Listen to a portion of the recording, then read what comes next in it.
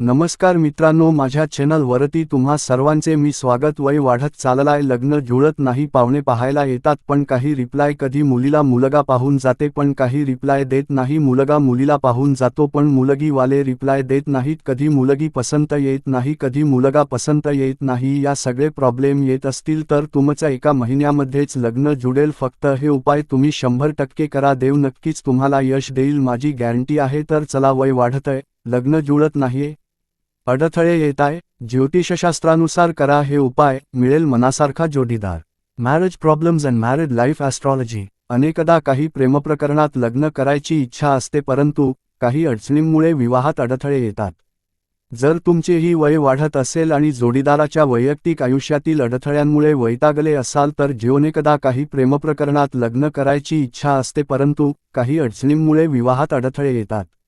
जर तुमचेही वय वाढत असेल आणि जोडीदाराच्या वैयक्तिक आयुष्यातील अडथळ्यांमुळे वैतागले असाल तर ज्योतिषशास्त्रातील हे उपाय करून पहा, लग्नाच्या मार्गातील अनेक अडथळे दूर होतील। ज्योतिषशास्त्रातील हे उपाय करून पहा, लग्नाच्या मार्गातील अनेक अडथळे दूर होतील।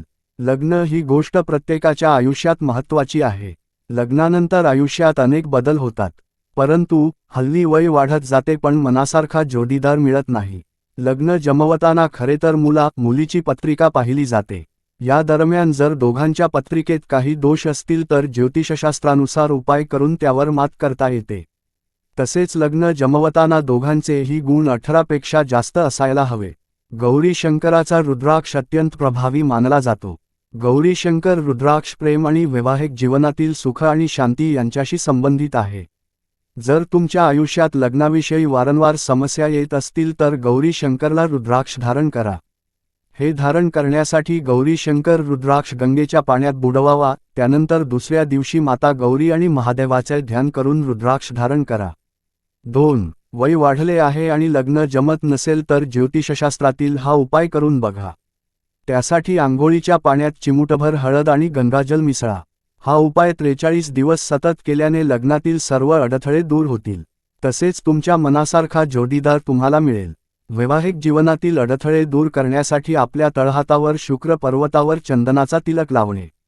तळहातावर चंदन 43 दिवस लावावे, यामुळे लग्नातील सर्व अडथळे दूर होतील तसेच आवडीचा जोडीदार मिळेल। विवाहाच्या मार्गातील अडथळे दूर करण्यासाठी दर सोमवारी व्रत करावे। तसेच शंकराच्या पिंडीवर दूध पाण्याचा अभिषेक करून बेलपत्र व्हा, यामुळे भगवान शिव आणि देवी पार्वतीचा आशीर्वाद तुमच्यावर राहील, त्यामुळे तुमचे लग्नही लवकर जमेल।